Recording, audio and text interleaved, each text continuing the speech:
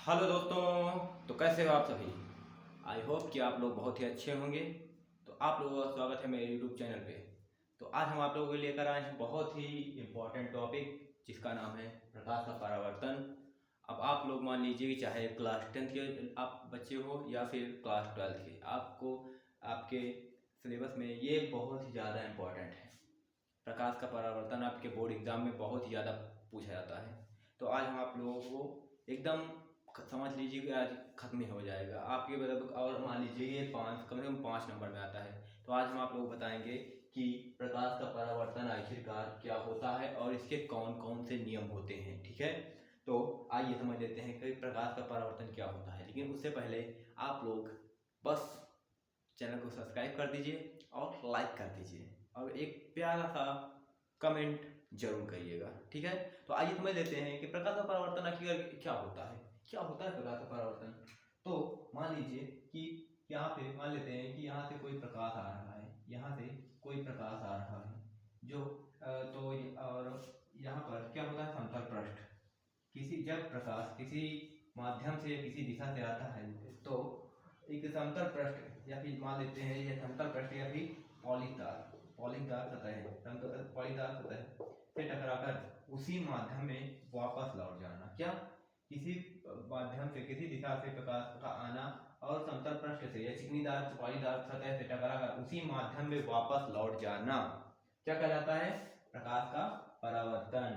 ये क्या होती है, ये कौन सी किरण होती है, जो किरण जो किरण आती है टकराती है उसे क्या कहते हैं, आपतित किरण कहते हैं। तो ये कौन सी किरण हो जाएगी, ये किरण हो जाएगी आपतित किरण। ये कौन सी किरण हो जाएगी, आपतित किरण, आपतित किरण।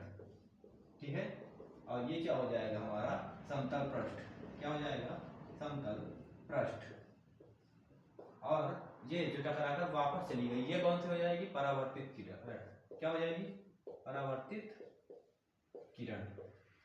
ठीक है, परावर्तित किरण। तो क्या होता है कि जब प्रकाश किसी माध्यम से किसी दिशा से आकर किसी समतल पृष्ठ से टकराती है और टकराने के बाद पुनः उसी माध्यम में वापस लौट जाती है, उसी दिशा में वापस लौट जाती है, प्रकाश की इसी घटना को क्या कहते हैं, प्रकाश का परावर्तन कहते हैं। ठीक है, और आपतित किरण परावर्तित किरण के बीच डाला गया एक लंब क्या कहलाता है, क्या कहलाता है, आपतित किरण और परावर्तित किरण के बीच डाला गया लंब क्या कहलाता है, ये कहलाता है अभिलंब। क्या कहलाता है, अभिलंब कहलाता है। ठीक है, अभिलंब कहलाता है। ठीक है, तो आप लोग समझ गए होंगे।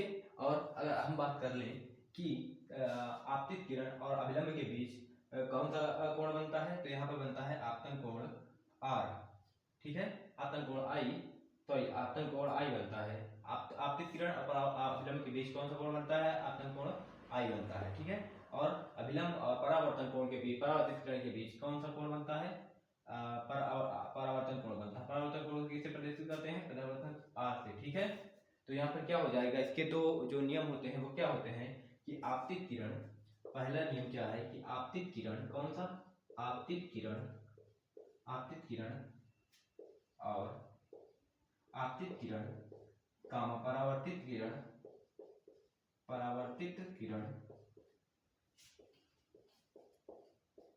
तथा आपतन बिंदु। ये क्या हो जाएगा, ये कौन सा हमारा बिंदु हो जाएगा, ये बिंदु हो जाएगा हमारा आपतन बिंदु। ठीक है, इसे क्या बोलते हैं, इसे बोलते हैं आपतन बिंदु।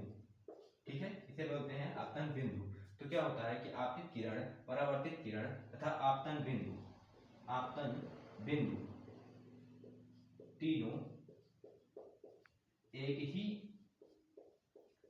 तल पर होंगे, तल पर होंगे या मिलेंगे, होंगे या मिलेंगे। ठीक है, तो क्या होता है कि आपतित किरण, परावर्तित किरण तथा आपतन बिंदु तीनों एक ही तल पर होंगे या मिलते हैं। ठीक है, और दूसरा नियम क्या हो जाएगा कि आपतन कोण, आपतन कोण, आपतन कोण आई परावर्तन कोण, सॉरी परावर्तन कोण आर, परावर्तन कोण आर के आर सदैव बराबर होते हैं, सदैव, सदैव बराबर, सदैव बराबर होते हैं। क्या होते हैं, बराबर होते हैं। ठीक है, बराबर होते हैं। तो आई होप कि आप लोगों को समझ में आया होगा कि प्रकाश परावर्तन क्या होता है। हमको लग रहा है कि थोड़ी सी राइटिंग हमारी बहुत ही गंदी है, तो हम सुधारने का प्रयास करेंगे, ठीक है। तो आप लोगों को समझ में आया होगा, अगर समझ में आया होगा तो चैनल को लाइक कर लीजिए और सब्सक्राइब कर लीजिए, और मिलते हैं किसी बेहतरीन टॉपिक के साथ। तब तक के लिए जय हिंद, वंदे मातरम।